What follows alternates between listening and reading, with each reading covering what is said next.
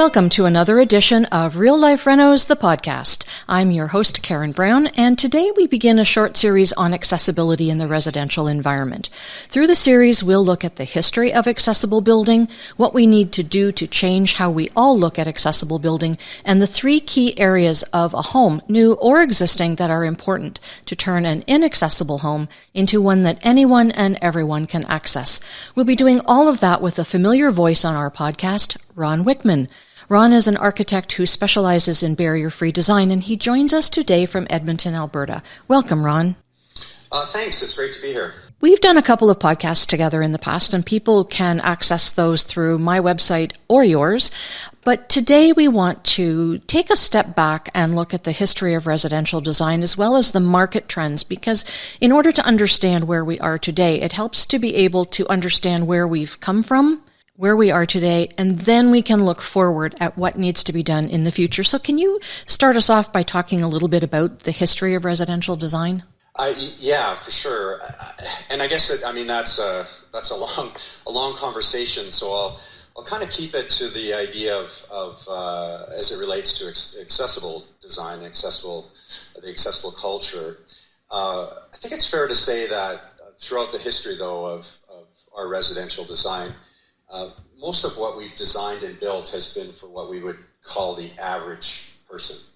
And the average person also would have been the person building the homes. So it's fair to say that we're looking at a house being designed for a roughly 6 foot tall male, because that's who was typically building homes. So the heights of light switches, windows, doors, all that kind of stuff was related to this average person. And I think today it's fair to say that there's no such thing as an average person.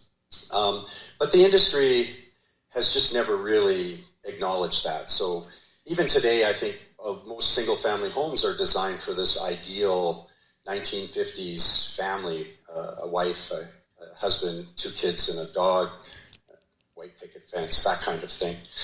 And the wife stays at home and the husband goes out to work, and we know that just is like actually rare these days for sure. To see.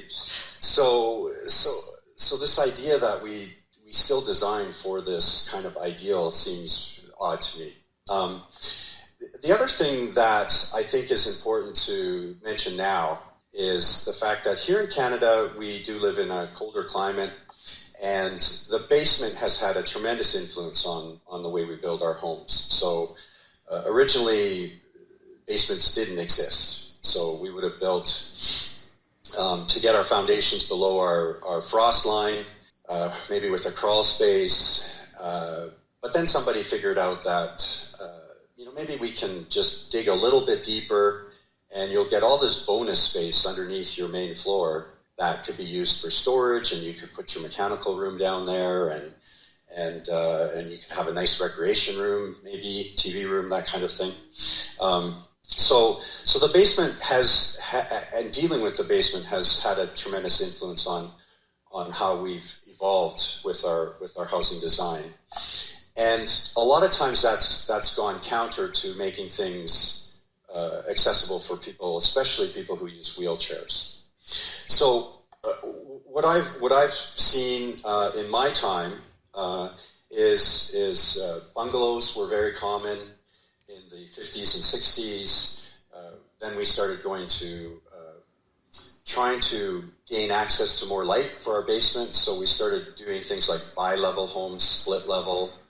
These would allow us to have our basements a little higher out of the ground and have more access to light. So again, that thinking is all part of providing better lighting, which we all want, more flexible space for the average person, the average family. And the market is really dictated by the builders. The builders will always tell you that they're building to market demand, but they come out of the gates first. They build, and they find out what the market actually wants. So if they're hearing that the basement is not is not as great a space as it could be, then they come up with innovative ways to make the basement a nicer space to be in. So the idea of bringing it further outside or up the ground level to have more lighting into the basement. Of course, that kind of happened in the 70s, 60s, 70s, this sort of split level, bi-level house. And then land started to become expensive. And so now we get smaller lots, and then we have to get to mostly two-story homes. And because we have frost lines, we have water, and we build with wood, we want to keep our wood away from water. So generally, we're at least 2 feet above the ground, our main floor level, our entry level, to stay away from the water. So that kind of gives you a general sense of why we build the way we do. Is it fair to say, too, that from the developer standpoint, their business has evolved as well, and the little builder is now joined with other little builders, and there are larger, bigger building firms, and it is to their benefit to have more cookie-cutter plans so that they can build faster without having to make changes to things too often? I don't mean to do them a disservice, because business is business, but I think that is a truth in today's market. That's absolutely correct. Yeah, and it is a business. And frankly, when I was younger and first came out of architecture school, I laid a lot of blame on why we didn't have accessible housing on the builders, because I thought they made nothing but money and they were all rich and they have fancy cars and they have their own fancy houses. And obviously in time I've learned that that's just not true. And they're fighting to Well, some survive. of them do. Yeah, some of them do. That's true. It's same with architects. Some architects make a lot of money and others just kind of eke out a living. But generally I think it's safe to say that most builders are fighting to survive and keep their business running. So they're sort of risk adverse. They don't want to do too many different things that might, especially your speculative home builders, the ones that are building for who knows who's going to buy it. They want something that is fairly safe. So they try to find something that we call it cookie cutter. They would call it a sort of standard house. And with each of those standard home designs, you can alter it slightly. But safe to say, when you drive through a typical newer suburban neighborhood in Edmonton or Calgary here in Alberta, or I'm sure Toronto or Vancouver too,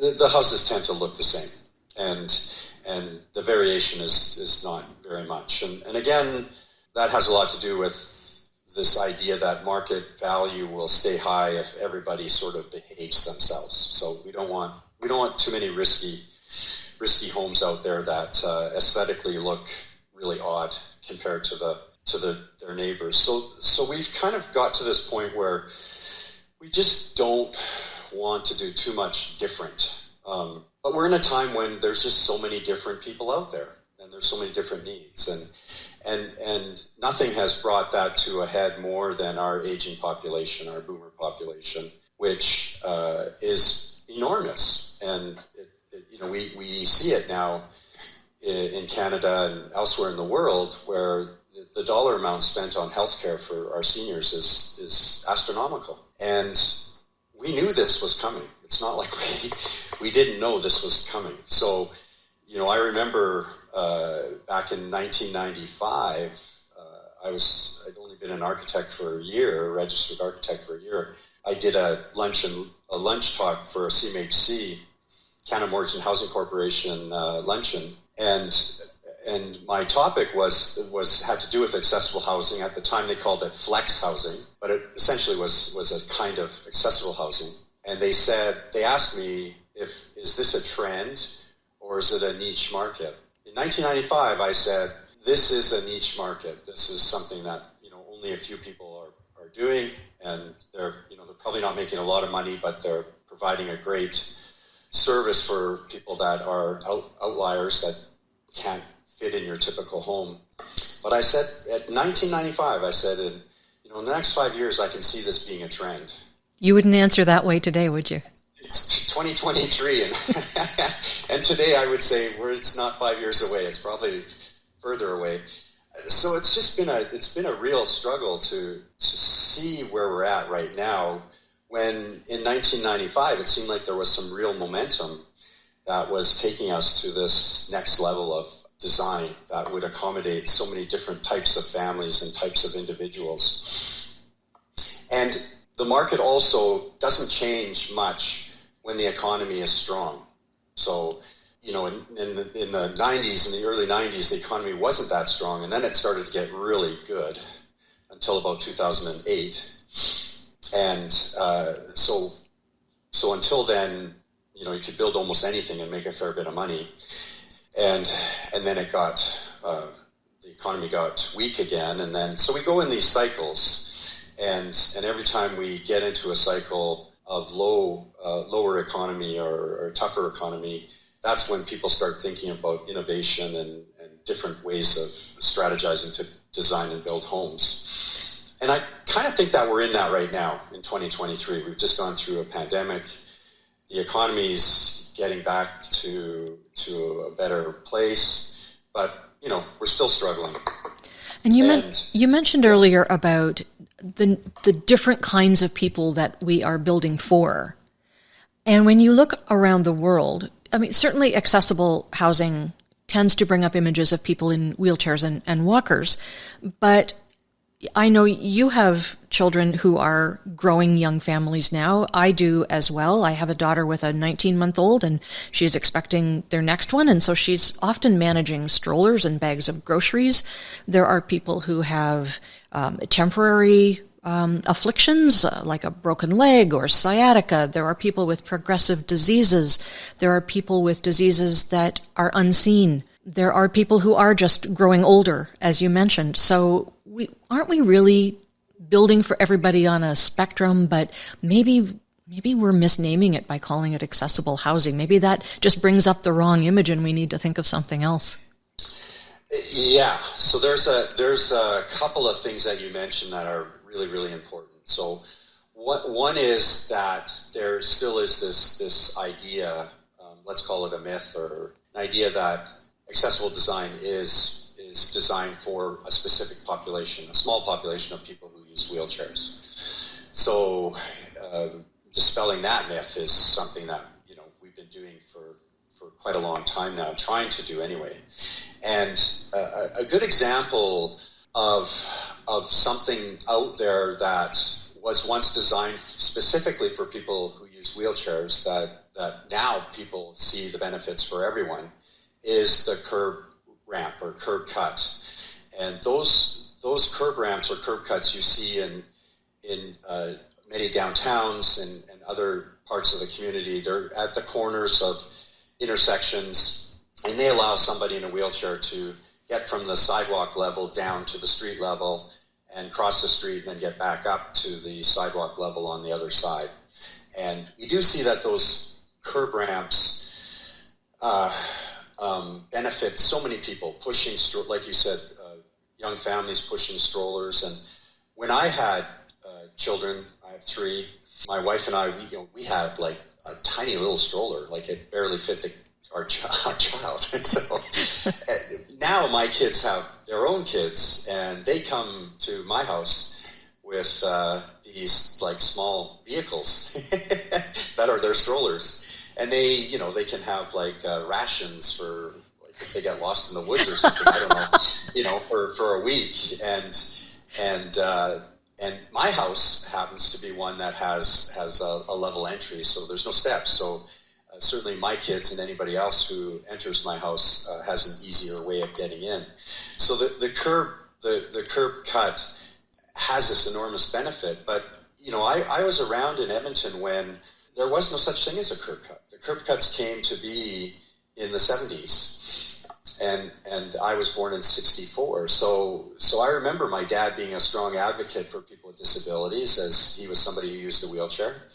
But he used a manual wheelchair, so he could not easily, but he could manage to get up either on his own and usually a parking meter that would help him pull himself up the curb from the street level, or somebody behind him could help him push him up. So the curb ramp was not high on my dad's list of things to advocate for necessarily. But then we started to see more and more people use power wheelchairs, and of course they're quite heavy. And then all of a sudden, the need for this curb ramp became quite vital, actually. And so slowly you started to see it more and more. And then once it really caught on, and it was seemingly like overnight, all of a sudden every city had curb cuts everywhere.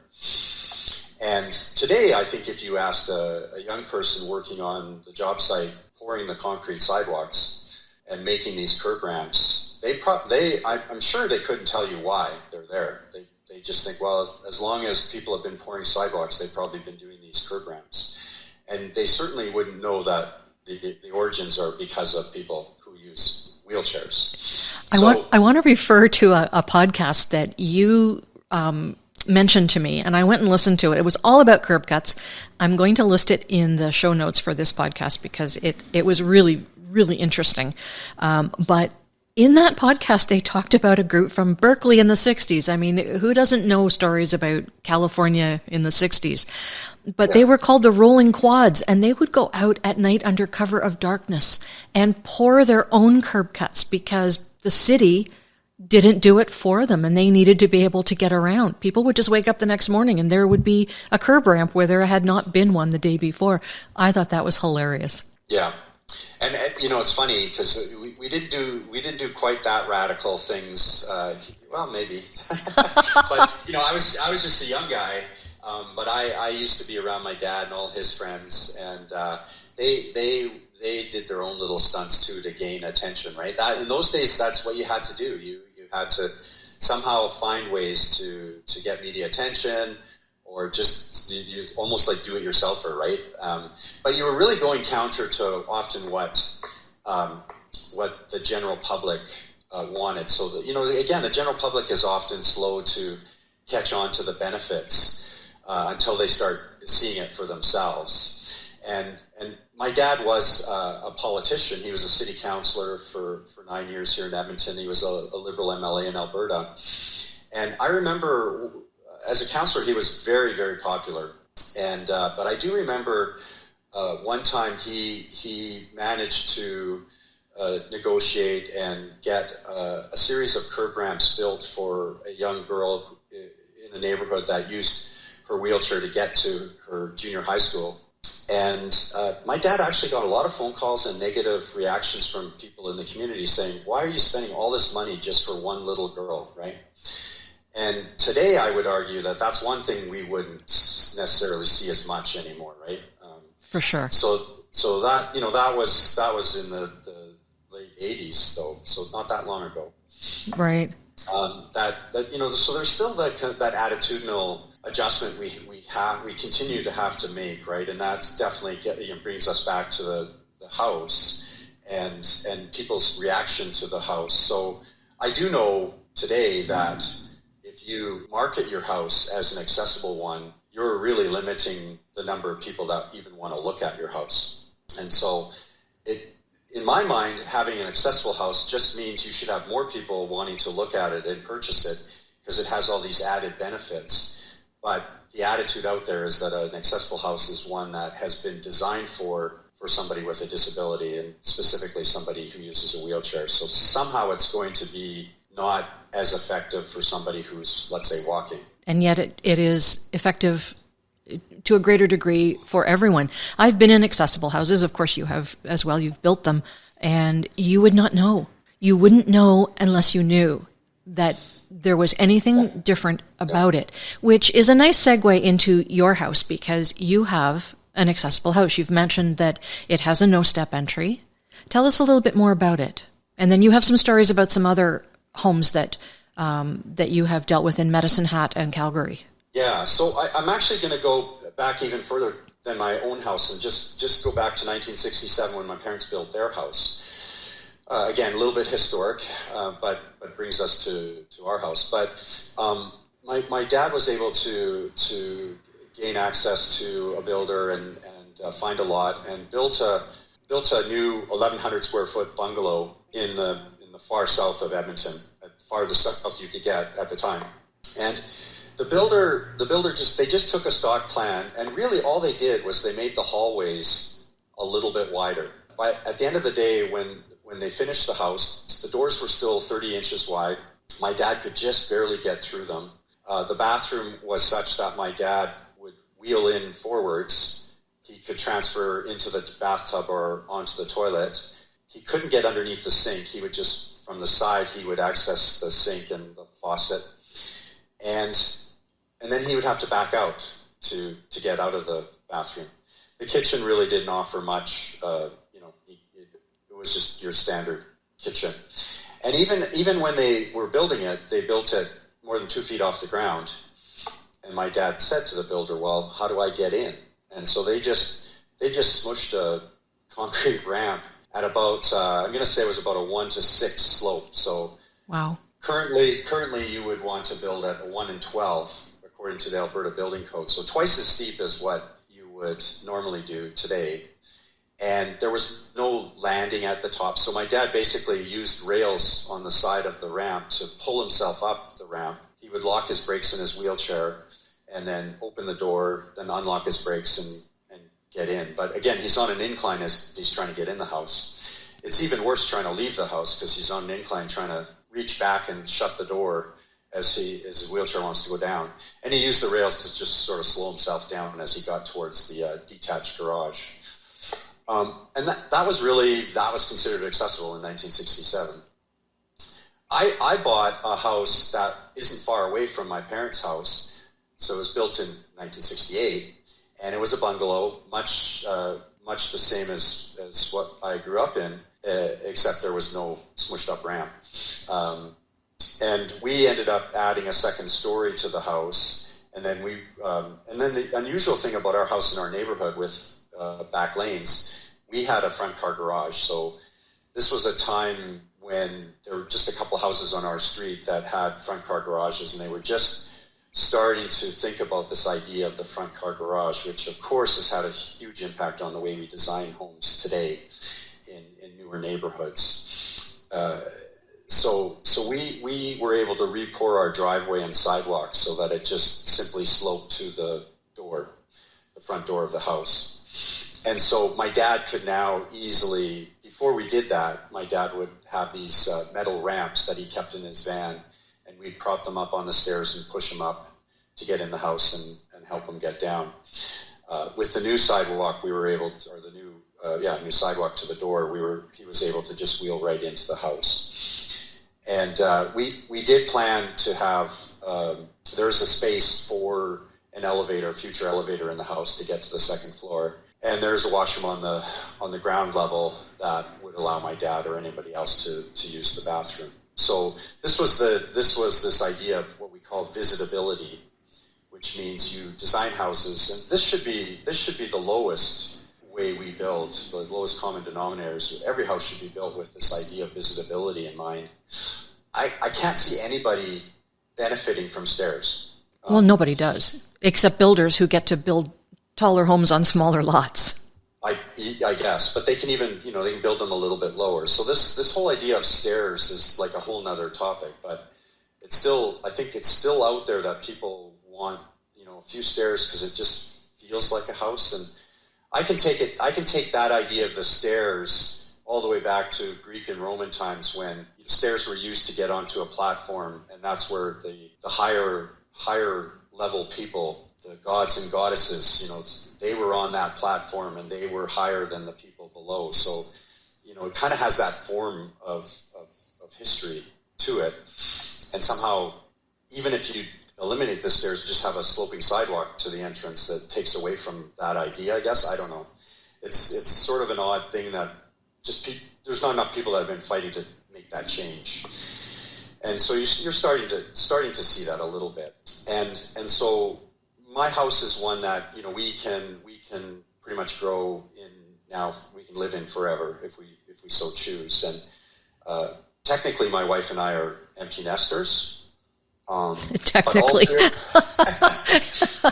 but all three of our kids are within walking distance of our house. Well, one my son just moved a little further away, and I have three grandkids now and two on the way. So I'm actually on a 2-story, 3,000 square foot house. I'm actually working on a small renovation to the house to increase the size. Oh no! Well, because our house has become the gathering space. So it is this idea of the forever home. I think is kind of great, and our house is so accommodating because we have the no step entrance, so everybody can get in and easily and bring the kids over, the grandkids and everything. We don't have to worry about steps and the kids falling down and all that kind of stuff. And on the inside, you've made room for the potential for a future elevator. And that, it seems to me, would be so easy for builders to do because it's simply aligning closets on all the floors. That's the elevator shaft. And of course, we've got stair lifts and chair lifts and platform lifts and residential elevators. And sometimes a residential elevator can be more cost effective than a chairlift, depending on how many runs you have. So people should not think that because they've got a 2-story house, there's nothing to be done. Yeah, that's absolutely correct. And I know we'll be in a future podcast, we'll be getting into the weeds more on this. But right. But yes. Generally speaking, what I can say now is that the residential elevator is frankly quite economical in the global sense of a house build. So you can get a residential elevator for in and around $25,000. So right.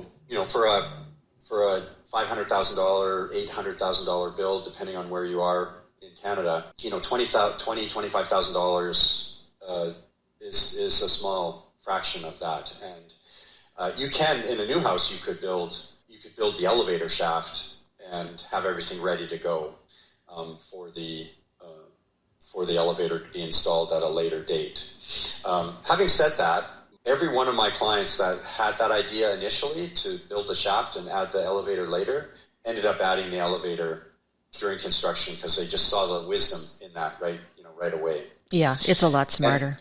And that does kind of lead to this discussion about clients that I've had that are looking for a house to renovate.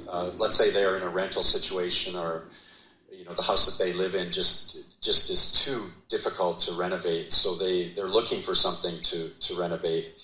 And first and foremost, I'll say that for anybody with a disability, especially somebody who uses a wheelchair, finding a house that lends itself to an easy renovation is extremely hard. Right. So we all have the same desire. There's neighborhoods we've targeted because of schools that our kids go to, maybe because of work, access to public transportation. We want the same freedom of choice as everybody else looking for a house. We have a certain bracket of dollars that we want to spend on the house. All of that kind of stuff factors into why we pick what we do. When you're somebody in a wheelchair looking for a house, all of a sudden your choices are extremely low. And that's a really nice teaser for our next podcast, I think, because that's really the subject that we want to tackle in a bit more depth. But you've got stories about some houses in Medicine Hat and Alberta, and another 4-level split that you made accessible. Yeah, so just, again, in a very general terms, because we will be kind of getting into the weeds a little bit more, but just going back to this idea of looking for houses is what people generally will do is they will, because of this elevator seems to have this kind of idea that this is the difficult piece of the puzzle. So they'll look for a home that looks like it would be an easy way to install an elevator into the house. So they often look for a footprint of a house, and a house that has a space that can get you from, let's say, the basement to the main floor, and if it's a 2-story house, up to the second floor as well. So that's what's guiding their decision making is the elevator, like how to easily install an elevator into the house. So there was one in Medicine Hat. I was just talking with some clients. They're finishing their 2-story house. They had a big lobby space, so the elevator and at these sort of L-shaped stairs. So there was a nice spot for an elevator to easily fit into this big foyer space. And in Calgary, I'm just working on a house right now that's a really nice footprint. It's only 14 inches off the ground. It's bungalow, and we can easily modify everything, add the elevator, and so in terms of ease of doing this renovation, it's one of the best that I've seen. But again, it just goes back to this idea of like, where do we find these houses that sort of fit our income bracket and all that kind of stuff.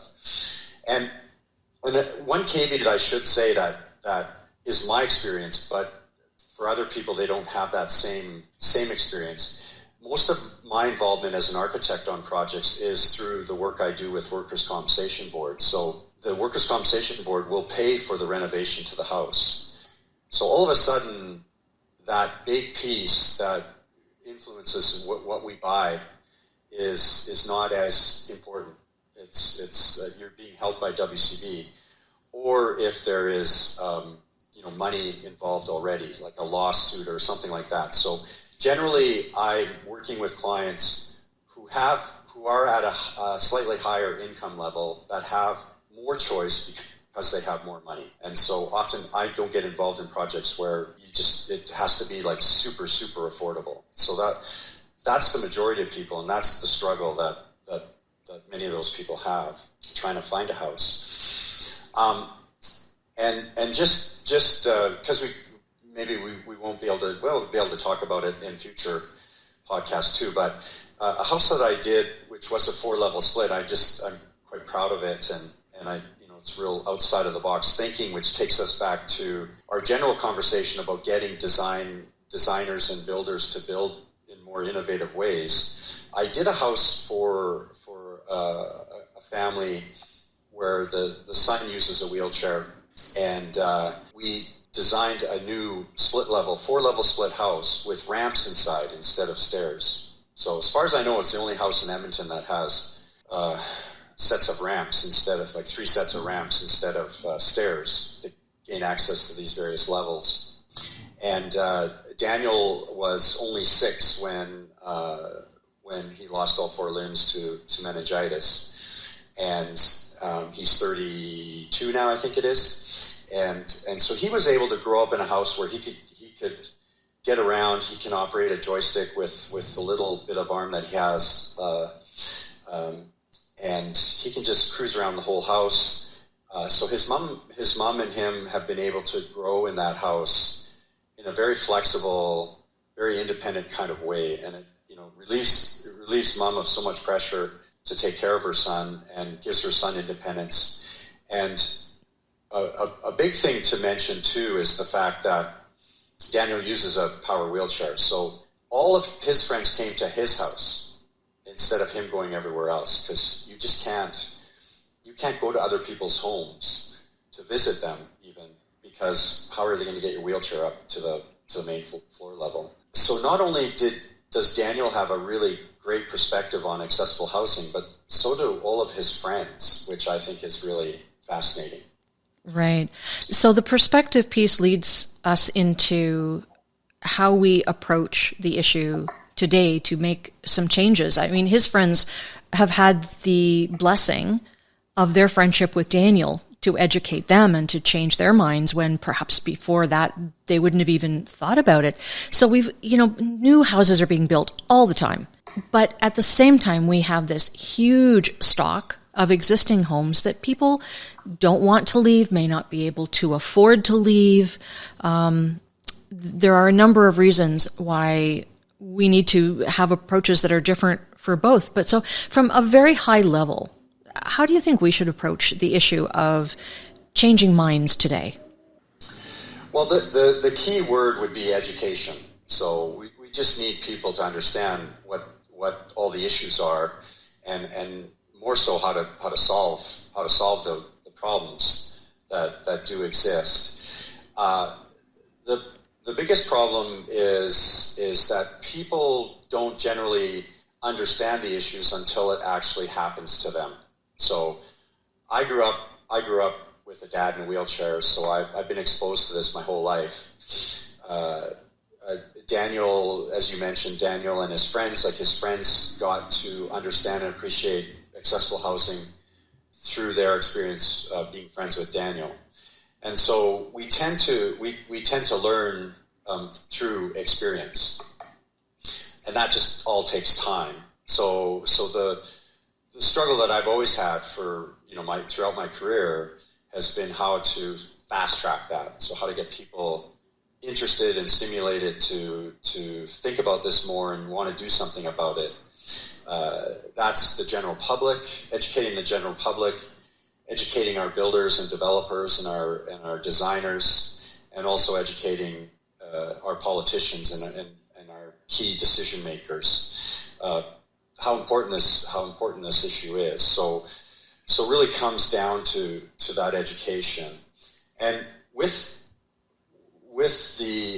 our ability to access information now in the computer, I think we need to rely on people doing their own research as well. So it's hard and takes time, but if you're a homeowner looking for a house that is accessible, or you want to build a new house that's accessible, it's in your best interest to learn as much as you can about the building industry, to know how to approach a builder and say, these are the things I need. Like, I need a no-step entrance, or I need a residential elevator. And unfortunately, a lot of builders will say, oh, well, a residential elevator is $150,000. Just, and if you don't know, you go, wow, I can't afford that, right?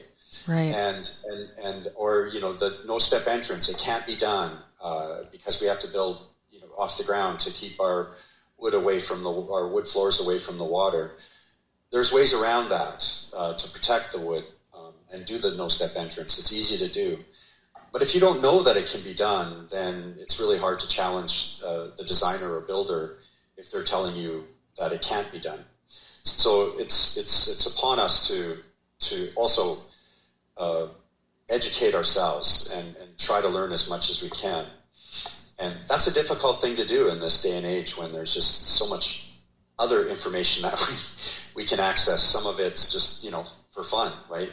Right. So I can learn about how to build a no-step entrance, or I could, watch a movie on my phone, and most people would probably go to the movie. So it is tough, and then all of a sudden, you have a family member that's in a car accident, or you're a young couple and you have a child with severe disabilities, and your world is rocked, and you don't know where to go, you don't know where to start. And here in Alberta, I've managed to gain a bit of a reputation and name for myself. So a lot of times people come to me and they just don't know where to start. So I try to help them get started the best I can. But one thing that's telling of the times is the sheer volume now of people contacting me is so high that for the first time in my career, I've had to turn people away and just tell them, I'm sorry, I just don't have time to help you right now. Try to find some information. That's why I have a website that has the podcast we've done in the past on my website, so people can at least get started and start learning something, and hopefully they have the discipline and desire to learn more for themselves, and then maybe come back to me at a time when, or hopefully more people that do what I do that can help them, right? So we need more builders that are actually building these things. We need more architects and designers that really understand the issues and can really help people. Don't just rely on books and standards. I find myself talking to people a lot about advocating for their future selves. So when you're, 40 years old or 50 years old and you're renovating that kitchen that you're tired of, if you plan to stay in that house, why not renovate it for what you're going to need 20 years down the road, and do some serious thinking about that? Maybe there are people in your life that have arthritis. Maybe you yourself have a progressive disease. Maybe you recognize that range of motion will be an issue. I mean, it doesn't have to be something horrible, but if people would think about this down the road, case in point, I just recently bought a new place. It won't be ready for a while yet, but as I was looking at the development, I said to the sales consultants, I gave them my business card and said, you should hire me to give a seminar to the people who buy your homes so that I can tell them the sorts of upgrades they would need to live in these homes forever. And she said, yes, she would talk about that with her superiors, but she said, we have this whole accessibility team. So if somebody comes to us and has a disability and needs accessibility features, we can accommodate that. And I said, that's lovely, but what I'm talking about are things that will allow people to have homes that function better for them, not only now, but in the future, when they don't even think about the ways that they will need to use that home 20 years down the road. So people advocating for their future selves would be an idea too. Absolutely. And that's a great point. And I think it has to do with the way we market that concept. So if you, and I've been around this for a long time, so I can say this with some authority, if you try to market it like, one day you're going to be in a wheelchair, or one day you're going to have arthritis, and people just don't want to hear that, no. Right? So they're like, oh, okay, well, I guess I'll deal with that when the time comes. So you're not making it very sexy, I guess you could say, right? Like you're not attracting people to the idea as much. And so I know in the design world, and you see it already, especially in places like the United States, where there's just a huge market of people who are older. You see this idea of making, especially kitchens, making it easier for people to use who might have arthritis, who might have trouble reaching up or reaching down, might be in a wheelchair. But they don't really talk about it like that. They talk about it as, this idea, like back to the curb cut, this idea that, what we're doing is designing something that just benefits everybody. And it benefits you now, it benefits your children when they're just little, it benefits you when you're older. But right now, it's just a really good kitchen, right? Like you just really get all these benefits. And if you ever want to sell it, sell your house, this kitchen's going to make the value of your house even more. Right, because it's just it offers so much to your buying public. That idea, that cultural shift in the market, I think, is what needs to be done and what needs to happen. It's semantics. Yeah, it is in a way, right? Even in my world, the design world, when you go to a school of architecture, and I went through this myself. I went into architecture school with the idea that I would leave with the skill set to be an architect who would specialize in barrier-free design. So throughout my schooling, I just kept pushing that agenda. And I didn't really realize it at the time, but my professors didn't know enough to really comment on it, right? So they just said, well, that's what the code is for. You'll learn all that stuff when you get out into the real world. Like right now, just dream, And I'm like, I am dreaming. I'm dreaming of a time when houses are built for everybody. Well, you mentioned... What better dream is there than that? You mentioned code, and you and I were both in attendance at the Rick Hansen Foundation conference a short while ago, and one phrase that stuck with me was one of the presenters said, code is the bare minimum that anyone needs to do in order to avoid being sued. That's it, exactly. That really stuck with me. So we need people to advocate for themselves and for their loved ones who perhaps have disabilities. So the self-advocacy piece is important too. We need more champions in the building industry, people to turn their minds to the type of work that you have built your career on. And, I have a note here. It's worth noting that designing for accessibility, adaptability, and flexibility is the true form of sustainable design. And that's a quote from you, because it satisfies the long-term living requirements for the largest number of people of all ages and abilities. So when we look at new builds and renovations, in a lot of ways, those are two separate discussions. So let's look at a new building environment to start out with. What do we specifically need there in our champions? First of all, I'll say that sustainability and accessibility are kind of more alike than they are separate issues. And what I find really curious is that most people who are in my camp, the accessibility camp, completely understand that sustainability is part of accessibility, and accessibility is part of sustainability. But I would argue that most of your designers and builders focused on sustainable issues and sustainable design still see accessibility as something that's like an oddity or sort of distant from this. So that's again, that's tying those two together. I think is really really important to get everybody thinking about, right? Right. So I agree. This idea that designing for flexibility is important. It truly is a sustainable issue. So again, we've talked about making a house so that there's no steps at the main entrance. The idea of the elevator shaft, having that flexibility in mind. We talked about the kitchen. So you really just design a kitchen so that it can be designed so that it's easy to adapt in the future. More open space is typically a little easier, less walls to move, less structural issues in the future. And what's really fascinating, I think, is that this does, I know a little off topic, but this does translate into bigger buildings as well. So if we started designing our really big buildings with this idea of flexibility in mind, that would go a long ways to satisfying both the accessibility and sustainability agendas. So single-family houses are one thing, multifamily, all of this, if we design with these ideas in mind, I think it's really going to help for future generations. And for me, always, whether it's a residential building or a public building, the key always revolves around the bathroom. So right. Making the bathroom so that it's big enough for somebody, let's say in a wheelchair, to use, will forever be able to accommodate anybody. And I know we'll be talking about this in more detail in a future podcast. But yeah, we've got a whole podcast coming up on bathrooms. Yeah. So this idea of the bathroom really getting some real attention is something we need to do. And some of the more simple things, you see this. Some of these things are happening naturally.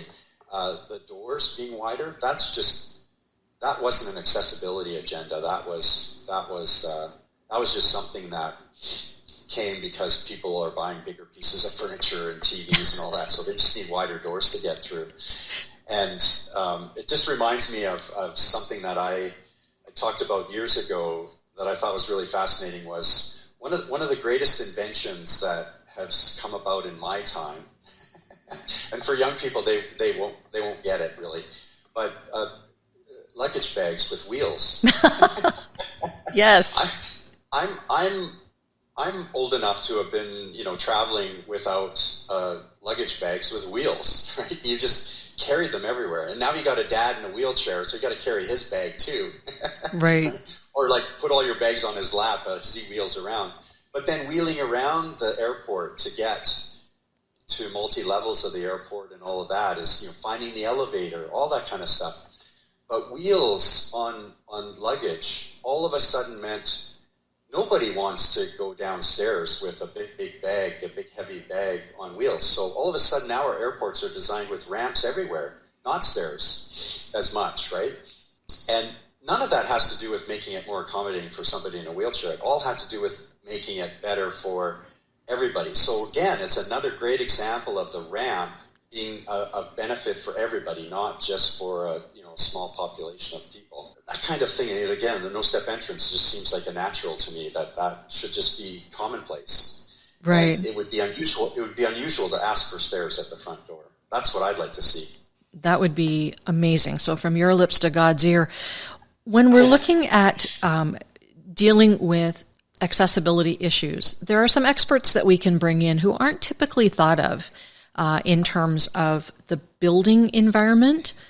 I'm thinking of occupational therapists, for instance. Can you talk a little bit about the kind of contribution that these professionals can make to the housing industry?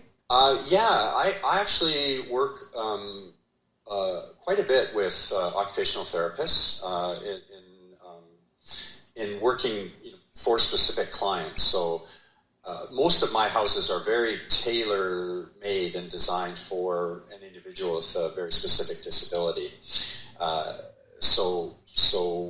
What's kind of transpired in that is occupational therapists are a valuable part of that process. And so what we need to see in our schools of occupational therapy and architecture is more cross education. So letting occupational therapists know more about the design world and letting the design world know more about occupational therapists would be extremely helpful. But definitely an occupational therapist looks at the person with the disability, or anybody really, and how they engage with the environment. So I've often been told a physiotherapist kind of deals with your injury, your condition, and how to, let's say something's not working right with your arms or your arm, they'll work with you to make your arm function better. An occupational therapist is trained to think more globally, if I can say that. So they look at how you as an individual function within the environment that you live in. So this is really how I approach things as an architect as well, is how do people engage the space. And again, I don't design for what I would consider the average person. I design for my world, and my world includes people who are blind, people who are deaf, people who are in wheelchairs. So I can't design without thinking about all these issues all at the same time. The subtrades. There is such a large push toward college these days for trades because we can't get enough of them. Electricians and plumbers and carpenters. And I know I was looking at some data just locally about our local school board, and the bulk of graduates are going to college, not to university anymore. It was 61%, I want to say, with a much smaller number going on to university, and then something like 8% going right into the workforce. And the subtrades play such an important role in how buildings come together, but they don't learn this stuff in school. How do we get the curriculums changed? Oh, yeah, that's a tough one. Like trade schools, and I think there should be more emphasis put on that in the earlier years, junior high school, for example, high school. There can be more emphasis on understanding kind of practical things, I think, like building a house. And I remember taking a drafting class in high school, but that was kind of my exposure to the world. But, I would have loved to have been part of a class, let's say that part of the class was to go to a Habitat for Humanity job site, actually work on site. And I would say that every school of architecture should force students to do that kind of thing, right? Be on a construction site and actually, obviously when it's safe to be on the site, but just to understand and appreciate what trades do. They are very important to our built environment, and sometimes they don't get enough credit for the skilled work that they do. And I find today there really is a lack of training. So often a young person will be hired by a construction company and not necessarily given enough training. So they're sort of forced to learn on their own. And I hate the idea of like, okay, frame this wall and look it up on YouTube and it'll tell you how to frame a wall. That's frightening.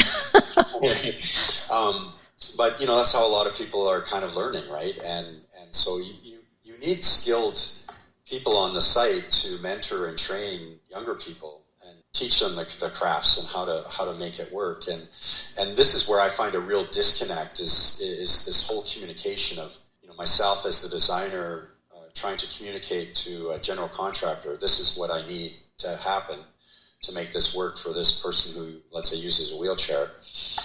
That contractor then takes my information and sends it to the subtrade. And that subtrade, that person that the contractor talks to may not be the person that actually executes the work. Like right. A good example would be an electrician. I say on my drawings, I say I want my light switches to be at 41 inches or 42 inches off the floor. the contractor tells the electrician, I want the light switches to be 42 inches off the floor. Normally they're about 48 or 50 inches off the floor. But then the electrician sends one of their younger junior people, go and install some light switches. So that junior person, all they know is that light switches are normally at 50 inches or 48 inches. So that's what they do. It. Yeah. And so the communication kind of gets lost, right? So it's really a lot harder than it should be, and everybody just has to start getting used to it, I guess, used to doing these things. But it's getting there more quickly again. That is the tough thing. So it'll happen in time. We'll start seeing a lot of these things coming to be, accessibility features coming to be. But it seems like a shame when I drive around suburban Edmonton or suburban Calgary, and we're fighting to talk about renovations and building new houses that are more accessible, and yet houses are going up faster than we can talk about, and none of them are being made accessible. So we're sort of really fighting an uphill battle. We talked earlier about the cookie cutter plans, or the stock plans, as you called them, and you have mentioned that life would be so much easier if there were these plans, stock plans available that had the accessibility features built in. There's a business for somebody. There is, right? And I think in the building world, you need some of the key builders to do it and make it work, and make a legitimate business case for it, and demonstrate that yes, this is good stuff and we can make money doing it. And then the others will kind of follow, right? So we, when you go down a typical show home street, you might have 6 or 7 different builders building a house on the show home street. Generally speaking, the houses more or less are the same. They have slightly different looks, but you're gonna see more or less the same floor plan and same features being promoted. There was a time that there was a room on the main floor of a 2-story house called the Flex Room. This room that could be almost anything. And then somebody figured out a way to build over an attached garage. They called that the bonus room. And so you see these little trends, right? That somebody tries it works, and then everybody does it, and then you move on to the next kind of trend. And accessibility has never really been that true trend, right? Right. You do see some of these show home streets with their elevators in them, but they're few and far between. Right. And one of the things we touched on earlier also was the political will that is needed to make this happen. I find that too often when I go to council meetings at pick a city, it doesn't really matter where it is. It really seems to be the developers that are driving the planning for a given area instead of the local politicians who are supposed to know their own market better, being able to say, well, we want a percentage to be visitable or accessible. And they don't say that because they're afraid that the developer will go on down the road to the next city where they won't encounter a roadblock like this or somebody with a new idea. So getting the municipal staff who make the recommendations often to councils, and then getting council members on board and get them to start thinking about questions to ask around visitability and accessibility, that would be wonderful. That's a constant conversation, I find. You're absolutely right. And generally speaking, across Canada, North America, really, government tries to stay out of the business of residential design and construction for the most part. As you were talking about how government could be more forceful, it is true. I think builders hate that. They don't want the government telling them what to do. But we do see that, and most recently we've seen that in a new energy code in Canada. So across Canada, builders have to meet certain energy codes, which means more insulation. Generally, a little added cost to the home build, which adds the cost to the market. But the government has seen the wisdom in collectively building housing stock that is more energy efficient. And why government hasn't been able to collectively think that way about accessibility, or hasn't had the nerve to kind of force the issue, is the complex question, I guess, right, in all of this, right? So I do know that when it comes to accessibility, the city of Edmonton, the city of Calgary are two cities I know better than the rest of Canada. But anything that the cities are responsible for, like libraries, recreation centers, they're designed and built to a very high level of accessibility. Rec centers in Alberta are generally really, really good when it comes to being inclusive and being accessible for as many people as possible. And they control it. They make sure it happens. And staff that work with the architects and builders, they really force the issue, and they have the ability and the power to make it happen. But the housing industry is just kind of left alone, right? And we're always told, well, we'll do it. Don't make us do it. We'll do it when the market demands it. But the market doesn't know what to demand if they don't know what exists or what are the possibilities, right? There you go. So, yeah. And so that would lead us into just a bit of a discussion on renovations, because we've talked about new builds, and renovations are somewhat different in that we've got homeowners who have lived in homes for 20, 30, 40 years or more. They tell us that over 90% of them have no desire to do anything other than stay in their own homes and their own communities. Home care is not where we need it to be. Families are stretched. They're geographically distant, and staying in homes in familiar communities is, in fact, what is best for people for a variety of reasons, including social engagement and mental health and so forth. But they don't know what to ask for. And when they're talking to contractors who don't know what to offer, it becomes the perfect situation to do what we've always done because we've always done it this way. Yeah, that's exactly it. And the pandemic has done nothing but escalate all of that, everything that you just said, right? So even more so now, people want to stay in their own homes. Right. They don't want to end up in a larger long-term healthcare facility that a pandemic can just a virus can just literally suck the life out of the building, right? And so it touches on all those things, right? Like you need people to know more about what they want and what they need. You need the builders to be able to offer better solutions, better suggestions. So it's a matter of both parties being more educated, right? And typically my own experience has been that until the market, the buying public and the builders, until they get to a certain level of understanding, it's up to our decision makers and our governments to kind of force the issue. And sometimes that's actual codes and standards. Sometimes it's financial incentives. So why couldn't there be something where if you're renovating your house and you're renovating it to age in place and be more friendly for people with disabilities, why wouldn't there be some kind of government incentive that would allow you to pay a good chunk of that for you? So it's not on you to spend all that money, right? And the government should understand that that's a good idea, because then that person doesn't necessarily end up in a hospital setting where the cost of healthcare just keeps escalating, right? Keeps rising. I would argue that by doing that, it would actually positively impact the healthcare budgets.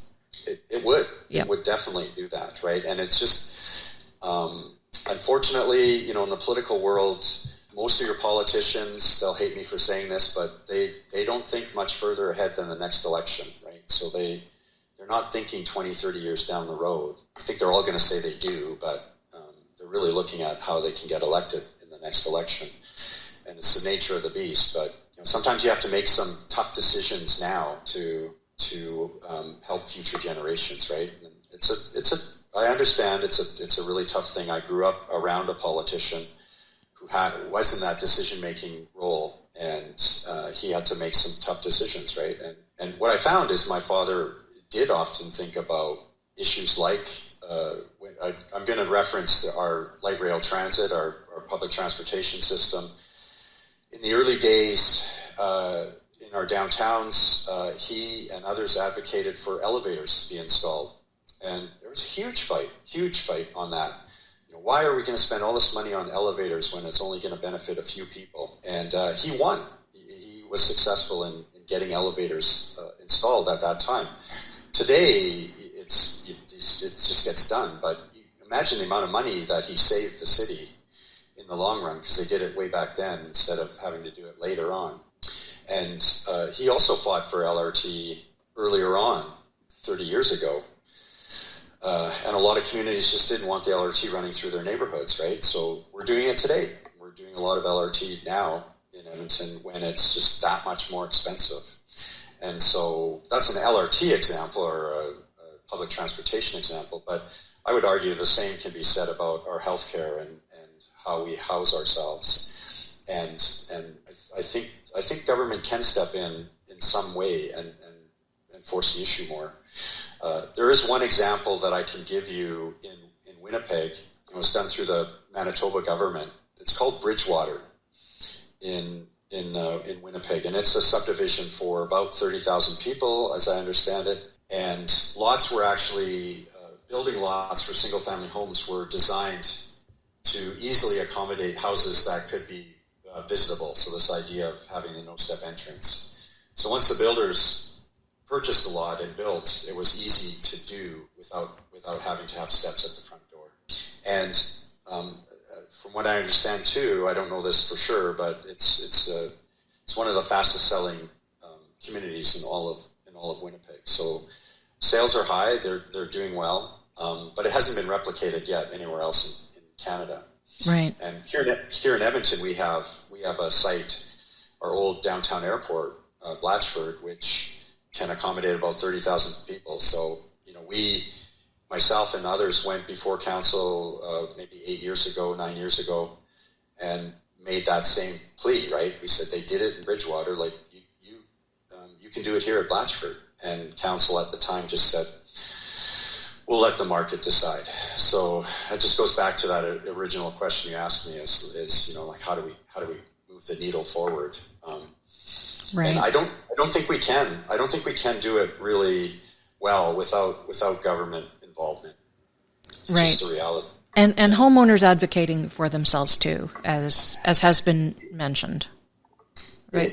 That's true. And people with disabilities themselves can be really great advocates. And again, I grew up in a different time, but there was nothing, right? When I was growing up, there were no curb cuts. There was just nothing. So people with disabilities were really forced into a corner, and they had to fight their way out of it. Today, people with disabilities have struggles, but the struggles are not the same as what they were in the 60s. And so a lot of times people just get on with their lives, right? And they tend not to be as strongly motivated to advocate or be an activist. So I really applaud those that do. And we do have a pretty good culture here in Edmonton of people with disabilities that are really fighting hard, right? And right. I'm going to argue that has a lot to do with my father and others that started that in the 60s, right? And went on to become decision makers themselves. So I personally know some extremely smart, clever people who use wheelchairs that I would encourage to run for city council or a provincial government. But I'm not sure anybody is seeing the wisdom in that these days. Right. It's a tough job to begin with. It seems harder these days. Right. We should mention that there are lots of OTs that do home environment assessments for people who are looking to maybe renovate their homes. They're at the early stages of thinking about it, and the OTs can look at it in terms of what their personal needs are. There are also professionals such as myself who specialize in aging in place strategies and can help with new builds and renovations, and there aren't very many of us, but we're out there. So, there is more and more help for people who really don't know where to start. But anyway, let's stop here and let people know that our next podcast in this series will look at the 3 areas of a home that Ron looks at to assess whether or not and how an existing home might be renovated. I can't wait for that one because I think that's the one that a lot of people are going to be wanting to hear. Yeah, and I'm anxious to talk about it too. I just want to go back. The one thing that you just mentioned about some of the experts that are out there, just one thing to add to that too, because I think it's really important, is I think there also is a bit of a cultural issue that a lot of this stuff costs money, right? So to hire you or me as experts to come and assess your house is just money that, I don't know, people don't seem to want to spend. Like they've just sort of been culturally raised to think that that's stuff that people should, neighbors or friends should just be able to help you with. So there's also got to be a little bit of a shift in appreciation and understanding that some of us have spent a long time getting pretty good at this, and that it's hard for us to do everything for free. And, it's one thing to have a quick conversation with somebody on the phone, but it's another thing to come to your house and assess it and all that kind of stuff. And people have to see the value in that. Like, yeah, sure, I might spend a few $100s on this expert, but look at all the money that person's going to save me with this quick conversation, or this few hours that I spend with that person. And I get to stay in my own home, in my own community. Yeah, and the other, and sorry, I'm prolonging this, but that's okay. The other thing that we just can't put value, like an actual dollar figure on, is that emotional reward, like of being able to stay in your home. Like, again, in my world, architects are celebrated for their sculptural designs for these buildings that look outrageous and pleasing to the eye. But the biggest compliment I consistently get from my clients are, you've turned my 3-hour, 4-hour bathroom routine in the morning to a half an hour. So that gives me 3 extra hours every single day to do other stuff that's way more fun than getting ready for the day, spending that time fighting in the bathroom. So how do you put value on that? Like that, it's enormous, right? So people have to somehow learn to appreciate that that's what we can do as experts, is we can bring that value to the conversation. Perfect. Well, let's end it there, and I will look forward to our next podcast. And to our listeners, thank you for joining us, and please stay tuned for the next in this series in Real Life Renos, the podcast. Real Life Renos, the podcast is a production of Reno Studios, executive produced by Karen Brown. This is Real Life theme, music, and lyrics by Jane Carmichael, recorded at Swamp Songs Recording Studio in Lucan, Ontario, engineered by Matt Weston. Thank you for tuning in.